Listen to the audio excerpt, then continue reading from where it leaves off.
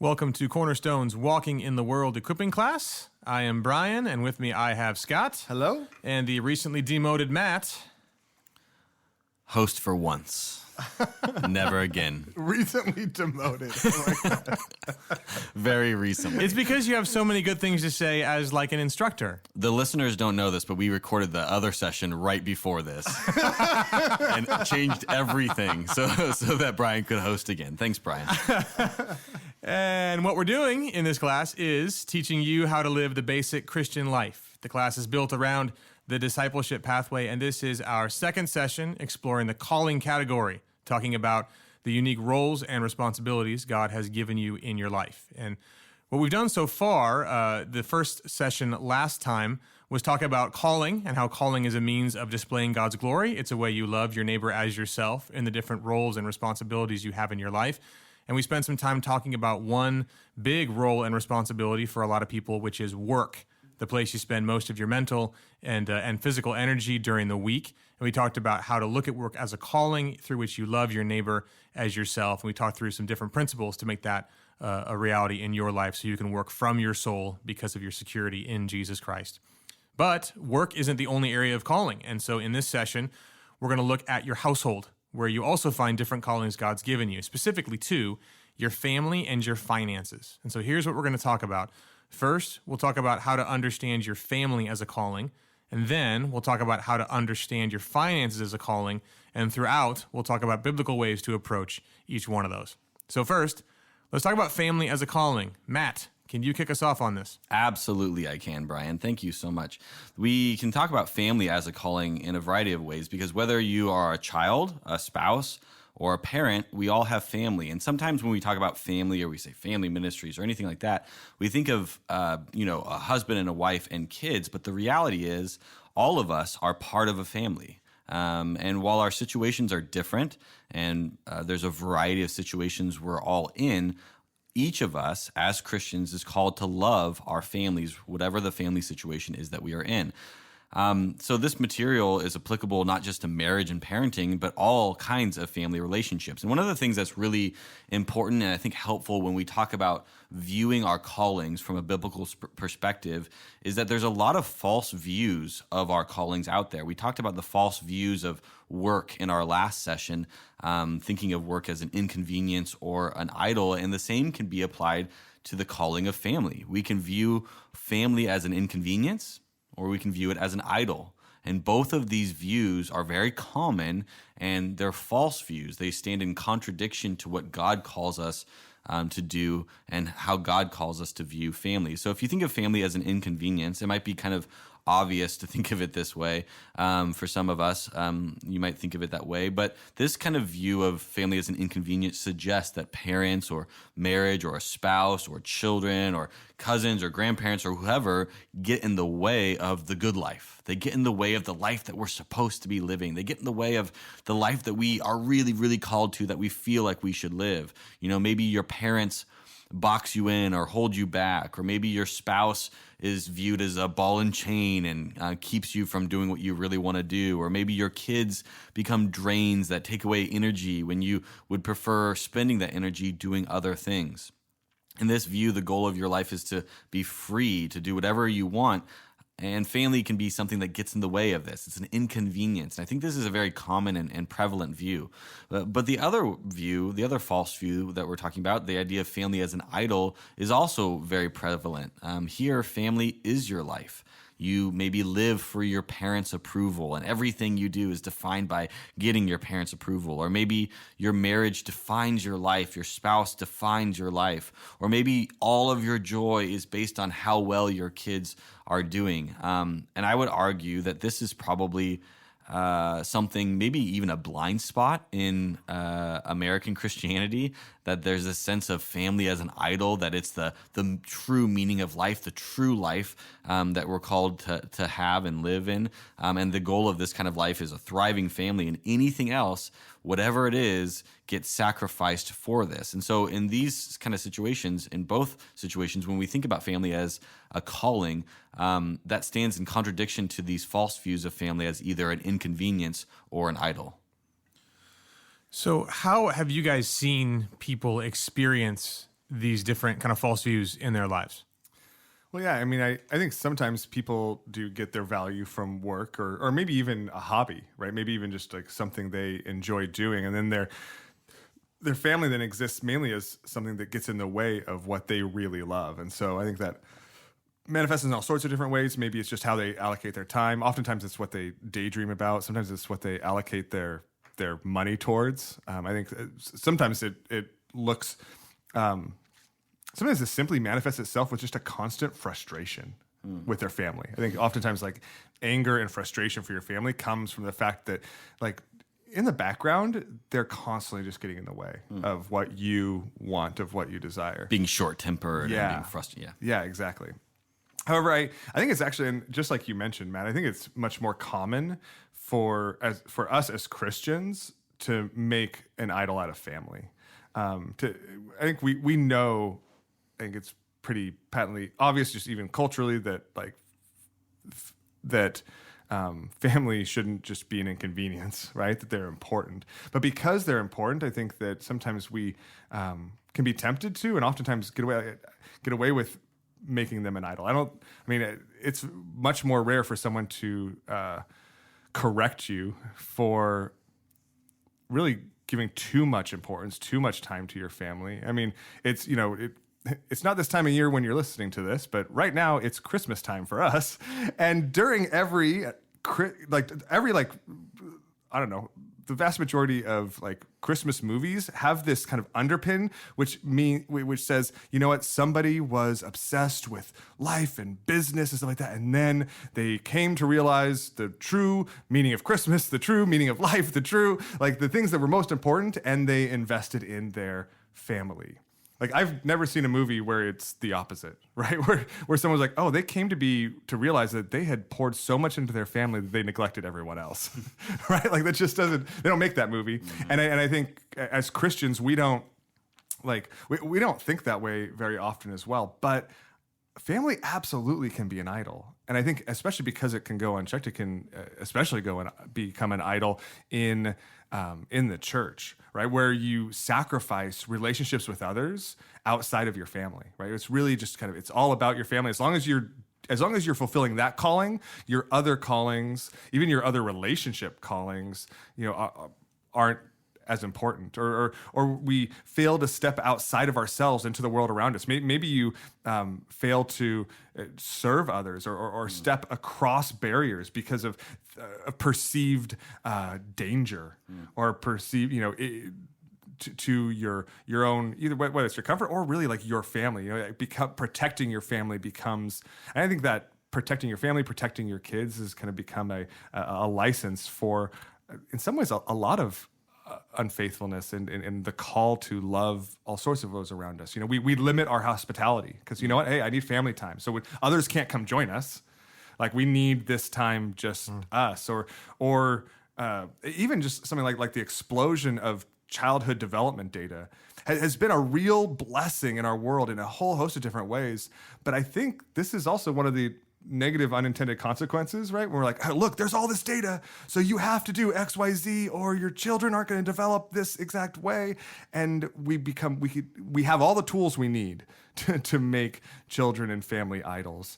And I think it's really tempting to do so. And that can look like a preoccupation with it, fear, look like worry, constant anxiety, worry, thinking about it, spending all your time, effort, energy on family. Absolutely. Yeah, and I think we probably one of the biggest litmus tests of that is both emotionally, right? How we react when, our control doesn't actually control the world, or when we see ourselves neglecting the other callings the Lord has given us, the other aspects of life God has called us to.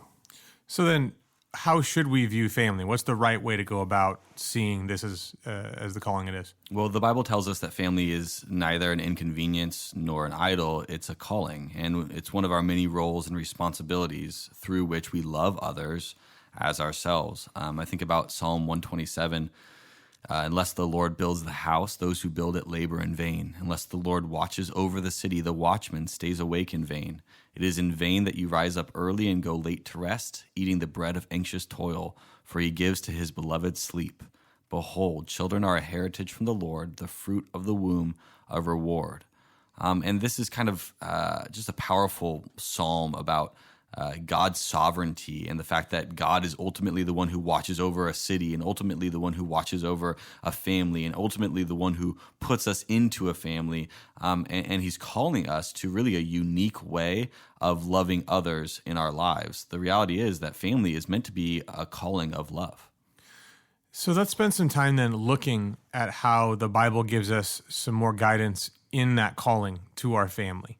Yeah, absolutely. I think there's biblical principles that can guide us and help us understand what it means to live out our calling as part of a family. We should view family as a calling from God, something that we're called to cultivate, to love God and others. And the Bible gives us these principles to help us do that. But not everyone is in the same family situation. So it's a little bit, it can be a little bit tricky, and some of the principles might apply in some situations for you who are listening and not in other situations. That's okay.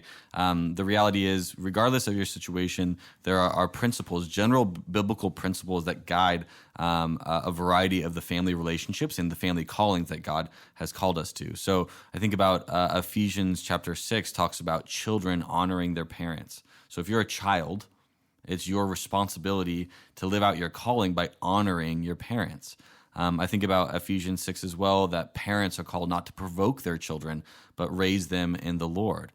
So there's a calling there, a dual, there's calling for children. If you're in this situation, there's a calling for parents. If you're in this situation, not provoking your children, but raising them in the Lord. I think about Ephesians 5 and 1 Peter 3 as commands for husbands to love their wives as Christ loved the church. This high calling that is related to a role and responsibility within a family context, within marriage, that this is your calling as a husband to love your wife as Christ loved the church, or wives in that same context submitting to their husbands and loving their husbands. There's a calling from wives to husbands and a calling from husbands to wives, calling from children to parents, a calling from parents to children.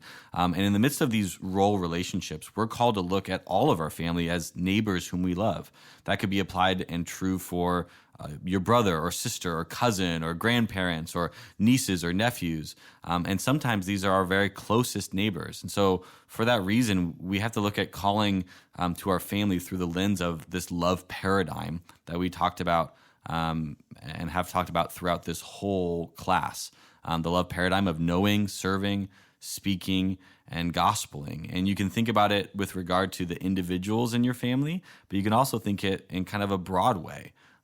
If you stop and think about the relationships in your family, the people that you're closest to in your family, you can think about what would it look like to love your family by knowing them. This is interesting, right? Like, I think for a lot of us, we can have a very superficial knowledge of our family and the people in our family, and it can be easy for us to do that because we're connected already in this fundamental way as part of the same family. And yet, do we actually spend time to know them? Do we actually listen and ask and interpret and consider what's going on in their lives? What would it look like in your family to serve your family, right? Do you pray for your family? Do you pray for your children? Do you pray for your parents? Do you pray for your spouse? Do you pray for your grandparents? Whoever in your family. Do you pray for those people that God has given you this role and responsibility with? What do you give to them? Do you bear with them? Do you forgive them? Do you pursue them? All of these are really powerful manifestations that I think, honestly, we often overlook because we're already so close in a family context. We overlook this kind of love that God is calling us to. And what about speaking? Are you someone who gives hope in your family? Are you someone who affirms? Are you someone who lovingly confronts with truth? And then what would it look like to love your family by gospeling them, by identifying and explaining sin and what that looks like in life and inviting them to know Christ? I think all of those are really powerful manifestations of love and the biblical principles that really guide all of our family relationships on top of the specific commands the Bible gives us for certain family relationships and callings in our life. Yeah, I also think it's important, like we talked about in the last session, there's something to be said for not just knowing the individuals in your family, but knowing how they interact. Again, Scott mentioned it's Christmas time now when we're recording this. and this is the time when a lot of people go home, and you might have done a really great job of knowing your mom, say, and knowing your sibling. But there is a way of loving your neighbor by stepping back and saying, how do they relate to each other and relate to me? How does all this work together? How do I know how my family works? That oftentimes comes out during the holiday season that we're in while we're recording this. And knowing that allows you, it frees you up to be better at loving your neighbor as yourself. And that also applies then to serving and then to speaking and then to gospeling. There's a way of not just loving the individuals, but loving the whole family that is worth pursuing as you think about what it looks like to live out this calling. Yeah. And so let's talk for a moment. What do you guys think gets in the way of this kind of love for people, whether it's the principles Matt articulated at the beginning or this paradigm that we just talked through? Maybe briefly, what are some ways that this gets difficult?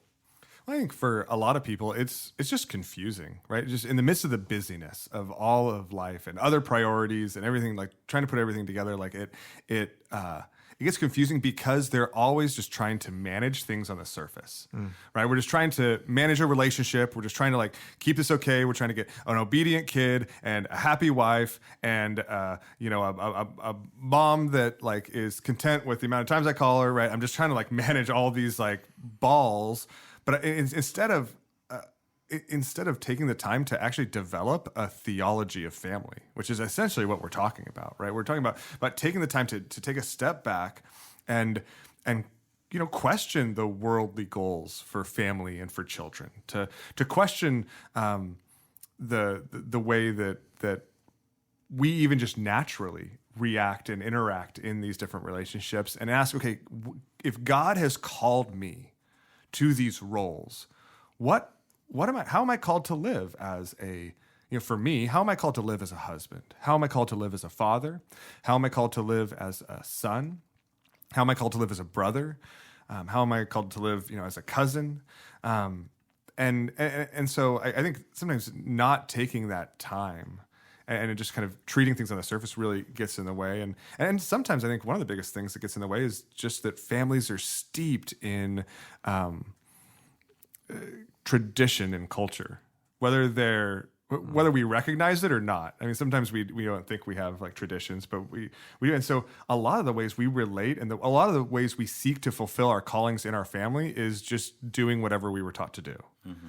And again, I think it requires taking the time to step back, to go deeper, and to ask, okay, not just what do my parents do, and or not just what do I think is most natural in this situation, but what has God called me to do in these various callings? I think that's a really helpful shift and maybe mind shift when it comes to family. I think for a lot of us, the reality is family can be really difficult. It's messy. It's tricky. Sometimes there's history. Sometimes there's traditions people don't want to change. Sometimes there's inflexibility. Sometimes there's assumptions. Sometimes there's gossiping. Sometimes there's really significant sin that's not dealt with.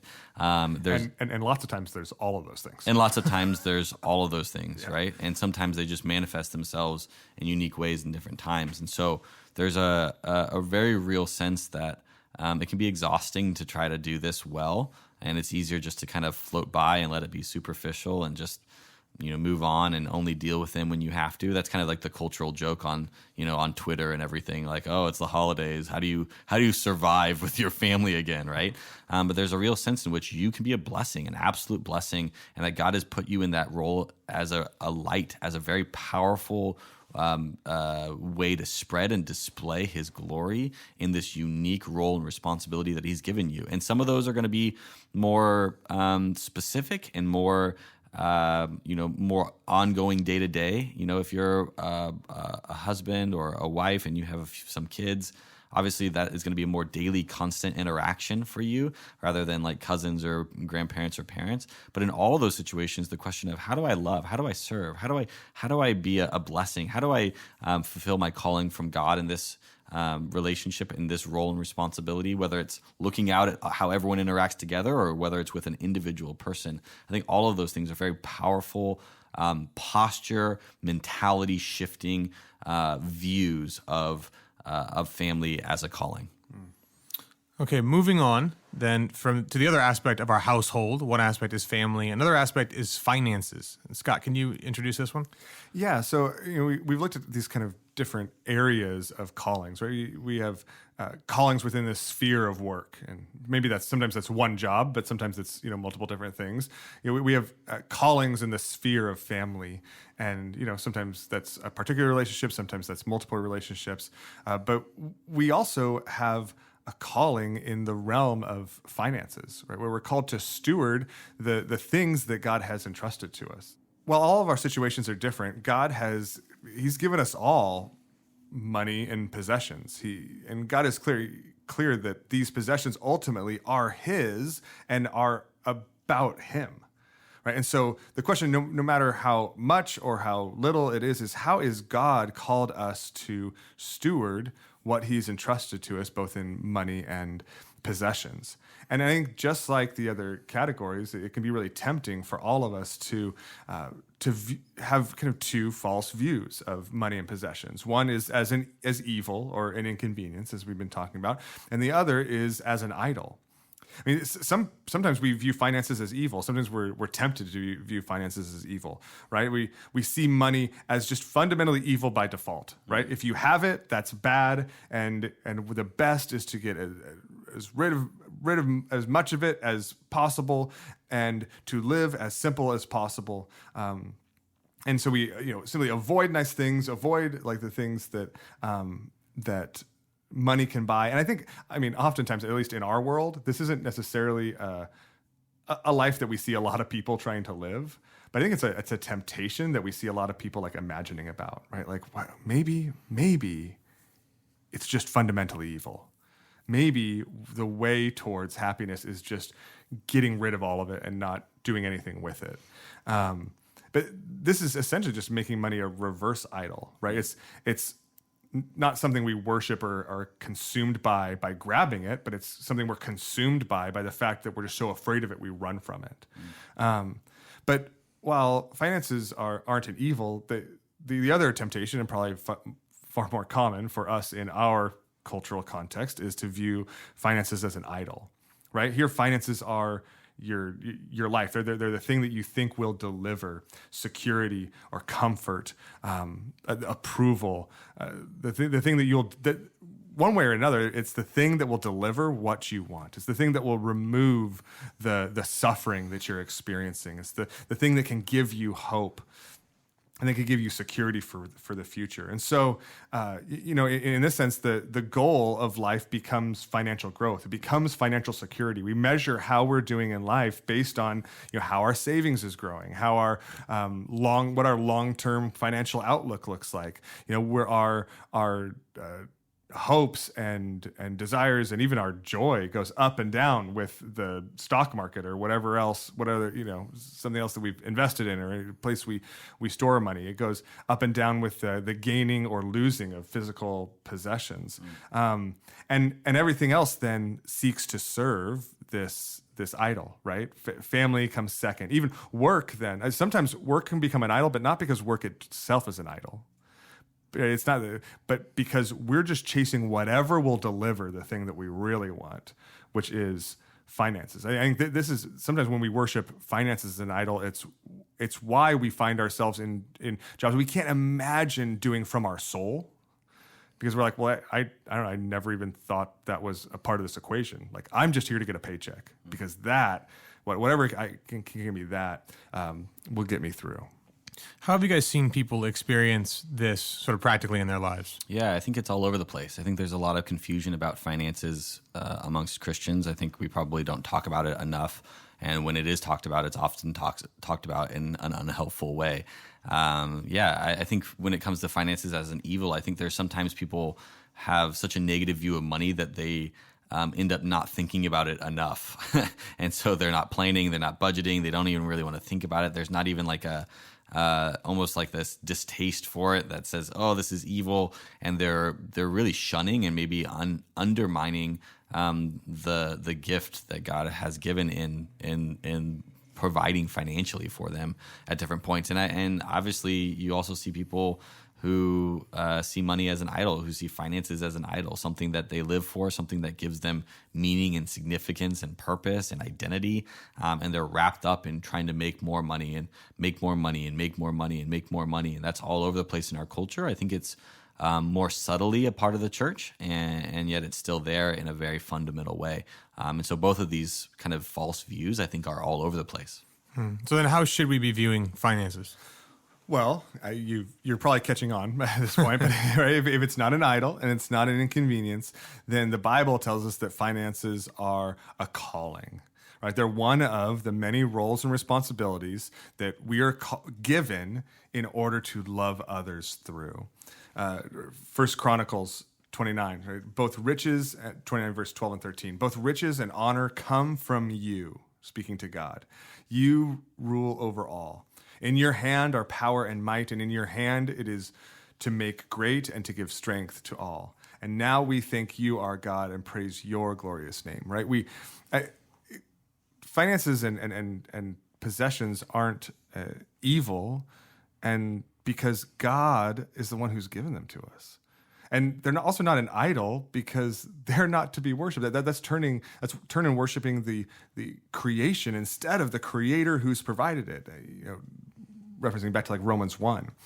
But in 2 Corinthians 9, we see you will be enriched in every way to be generous in every way, which through us produce thanksgiving to God. Right? The whole point of what we've been given is to give to God so that it might result in His glory. So it might result in His praise. It might result in His thanksgiving. Just like we saw in the First Chronicles passage, right? It's all to His glorious name. And so everything we've been given is another opportunity to spread and display the glory of God. So then let's spend some time looking at how the Bible can give us some practical and specific guidance in this calling. What does the Bible provide in that way? Well, so, okay, if we're going to worship God with our finances, right? If we're going to glorify Him through them, if we're going to see them as a calling, a stewardship that He's entrusted to us to use for His sake, then I think there's a whole host of different principles the Bible gives us to do that. And I think most importantly and centrally, we're going to look at three of those. And the first is just the principle of contentment and hope. The second is the principle of sacrificial generosity and hospitality. And the third is wise stewardship. Well, let's talk about that first one then and spend a little time.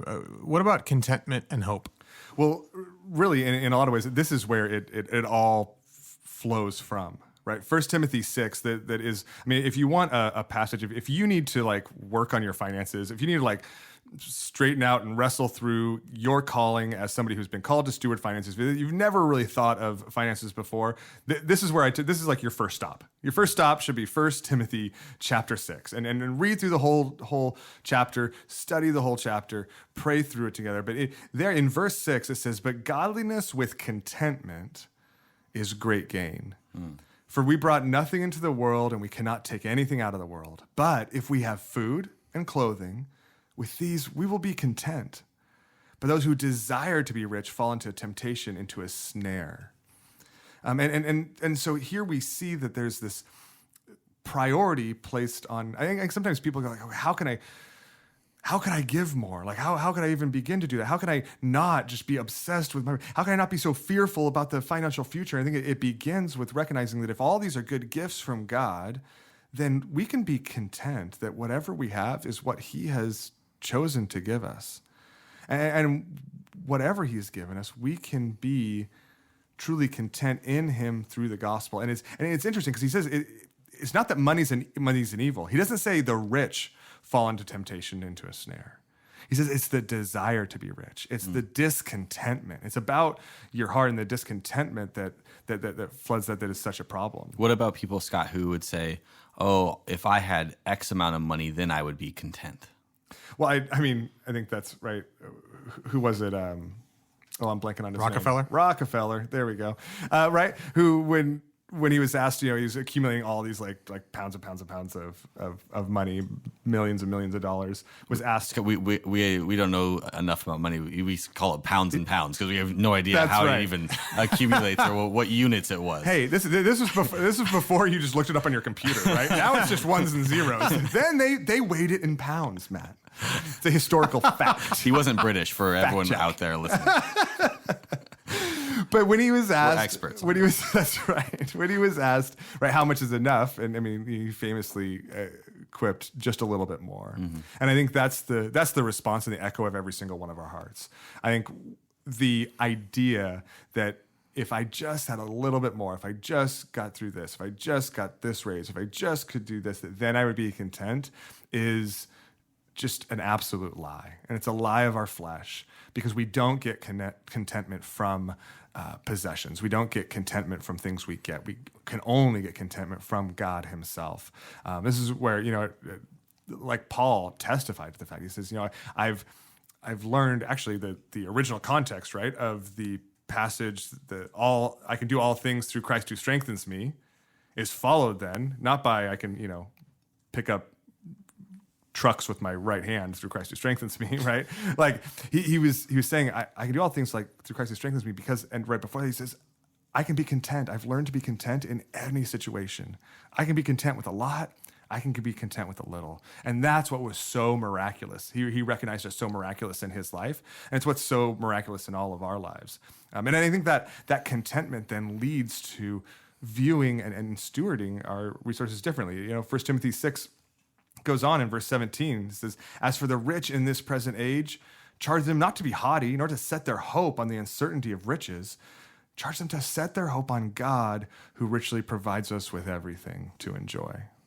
I think that's interesting because there's one of the ways I think you can tell that you're viewing finances as an evil, which is one of the ones I think is harder to ferret out, is that you don't know how to obey that. You don't know how to look at God as someone who provides you with things to enjoy. You have an enjoyment problem. And there's a way of not enjoying things because you think you don't have enough. There's also a way of not enjoying things because you think that it's somehow intrinsically evil to enjoy what you have. You feel guilty.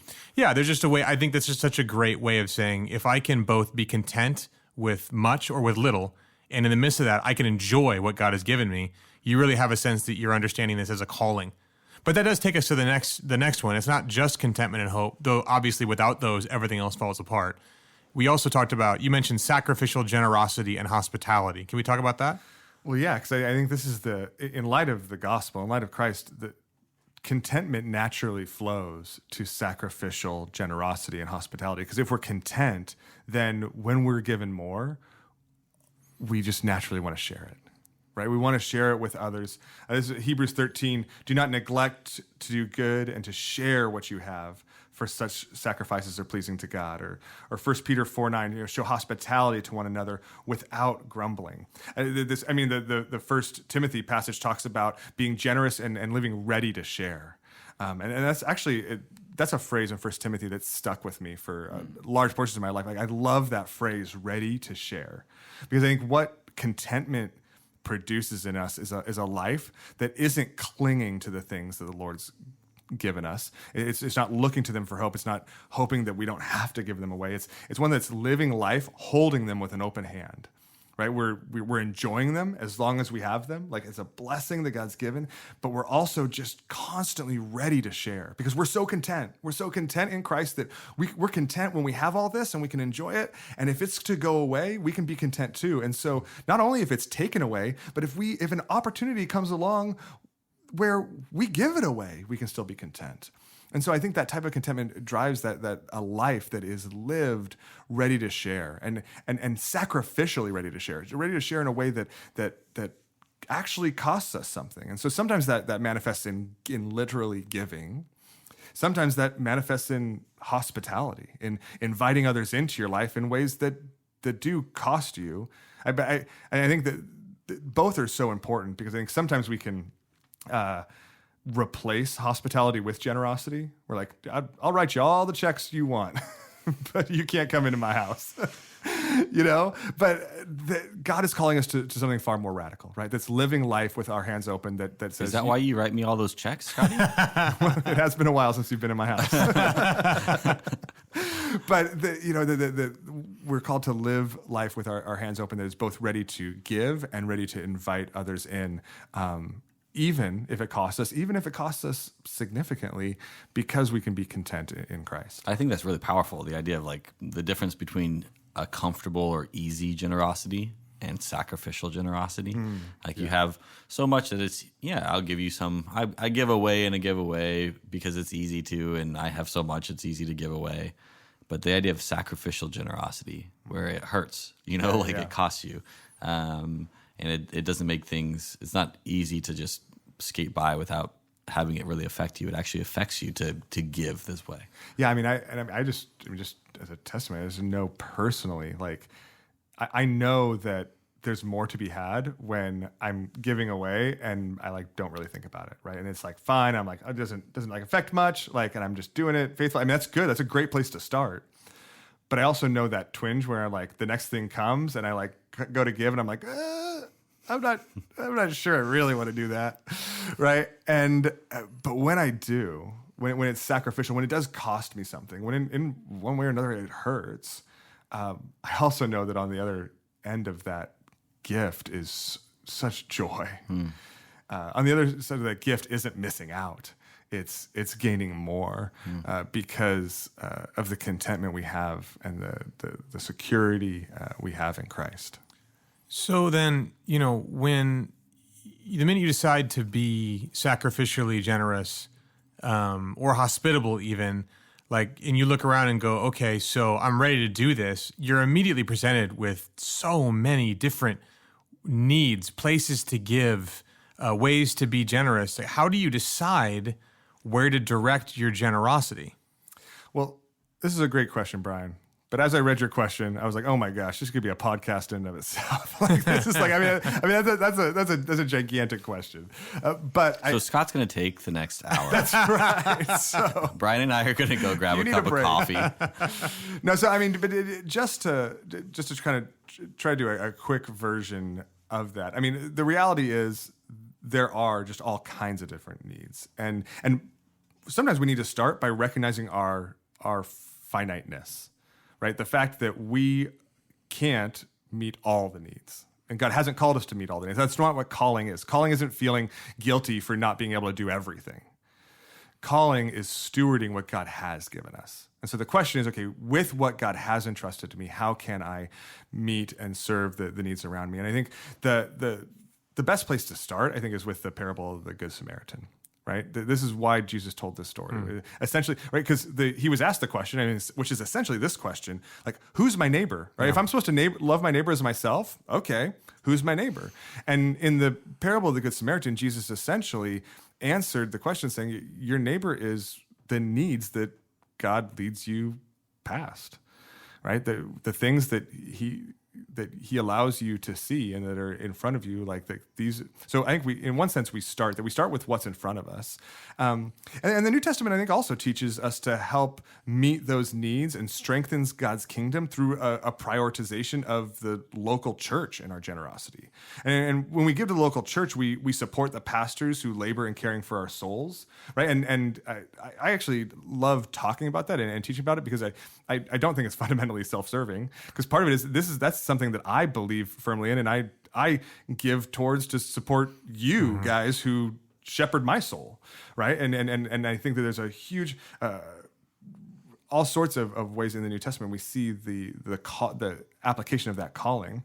When we give to the local church, we also facilitate the ministries of many different partners that are serving across the city and across the world with accountability through our spiritual family. Who our spiritual family is come together to say that we're gonna not only meet needs one-on-one, but we're also gonna meet even larger needs, and we're gonna meet them together as a spiritual family.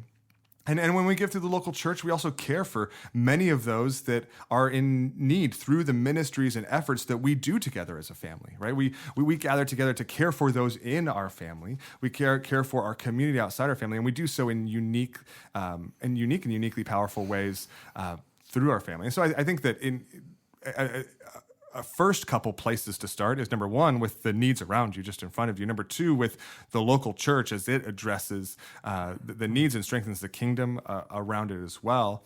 And there are obviously all sorts of other ways to give and to be generous and to be hospitable. And we should strive to do so in a number of different ways as we have opportunity and as we pray for wisdom and as we walk forward. And in a lot of ways, I think just walking through life, it begins with walking through life with that open hand, seeing who God places in. That makes a lot of sense. So what then about wise stewardship, that third thing that you mentioned? Yeah, so I mean, if it starts with being content and manifest in generosity, I think a third principle that we read throughout Scripture is that we are also called to be wise with what God has entrusted to us. We see that this is an emphasis throughout the Proverbs, right? Proverbs 21:20. Precious treasure and oil are in a wise man's dwelling, but a foolish man devours it.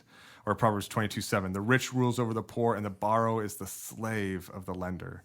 Right, the Bible's clear that we want to avoid overspending. We want to do our best to save money. We want to be good stewards and use what God's entrusted us with wisely, not foolishly, so that we can be a blessing to others and not a burden upon them.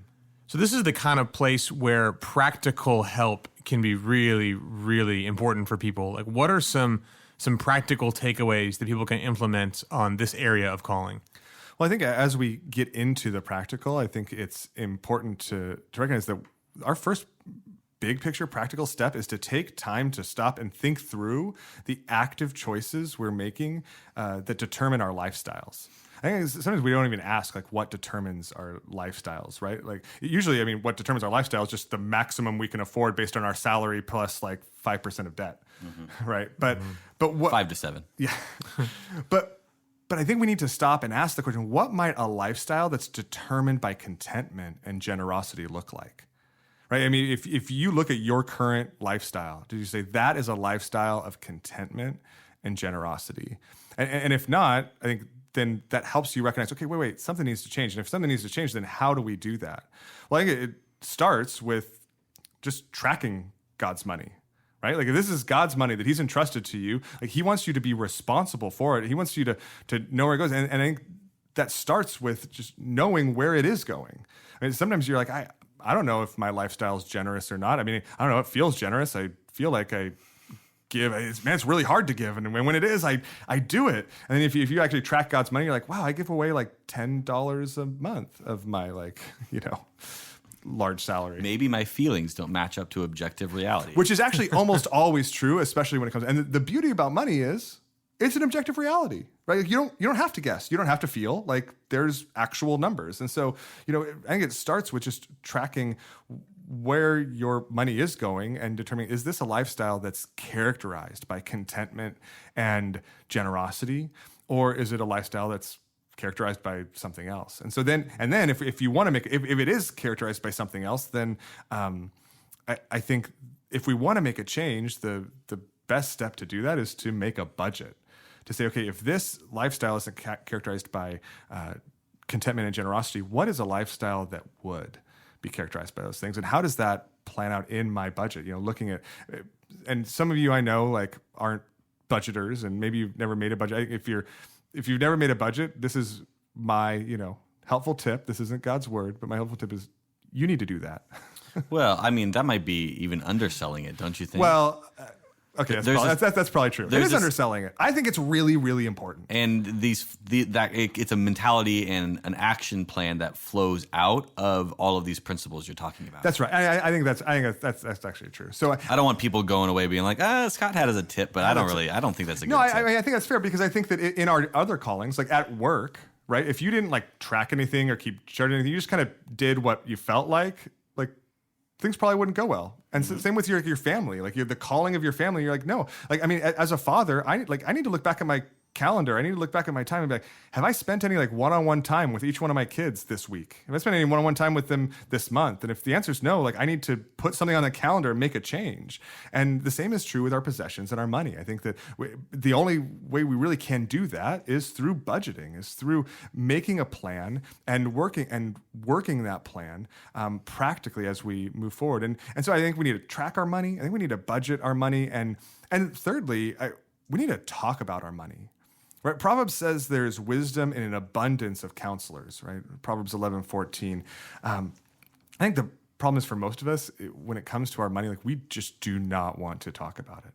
I think some of the healthiest people I know are those that talk with others in their community group, like close friends, about talk about their money, allow others to look into their life and say, like bragging about it, like look how much money I have.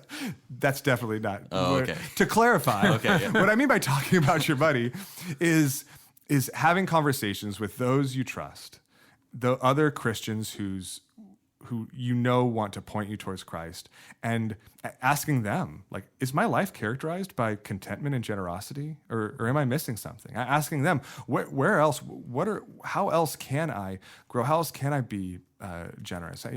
Asking them for ways to speak truth into the area of your finances, because people are going to speak truth into the area of the calling of your vocation. They're going to speak truth into the calling of your family, and they should be able to speak truth into not everybody, not like every person, but the people you are close to. You got to be able to have these conversations where you speak truth into the calling of your finances. I think this is so powerful. So you take these three principles. You take the reality of contentment, generosity, and wise stewardship, and you see the manifestation in these practical ways of tracking, budgeting, and talking about the money that God has given you, the finances that God has given you. And what you have is really, I think, a pretty comprehensive view of what it means to live out your calling with regard to your finances. This is really powerful. To me, this is really powerful because this is one of the greatest areas of confusion, I think, that is in the American Christian church. We know that prosperity gospel is bad, but then there's also people asking for giving money to the church all the time. When we talk about money in the church, it's almost always exclusively about giving. Or then you say people who say, you need to save and don't get into debt. And you have these like kind of tips and tricks or whatever. But the reality is these are biblical principles brought out of Scripture about how we're called to view our money and the things that God has given us, and how we should approach the reality of money and this calling of money in a way that is faithfulness to what God is calling us to, faithfulness in a way that doesn't have this unnecessary or confused guilt, and also doesn't have this obsession with or fixation on money or finding your identity in it, but actually God's design for money as a way to bless and love and care for other people, and as a way for us not to be caught up or distracted by it, but see it as a tool, as part of God's plan and calling for our life. And I think this is really powerful, and I hope for those of you who are listening, you get a sense of a radical transformation in the way that you view money, more towards a biblical perspective on these issues. And in that way, this is just one more way we spread and display God's glory in our lives as we walk in the world. We walk in our callings. We seek to love others in our family and with our finances. And here's what we talked about in this session. We talked about how to understand your family as a calling, how to understand your finances as a calling, and we worked through biblical ways to approach each one of those things. And as always, here are some practical questions for you leaving this session. First, what are your next steps in your calling to your family, and what can you do about those this week? And then second, what are the next steps you can take in your financial calling, and what can you do about those this week? And we'll see you next time.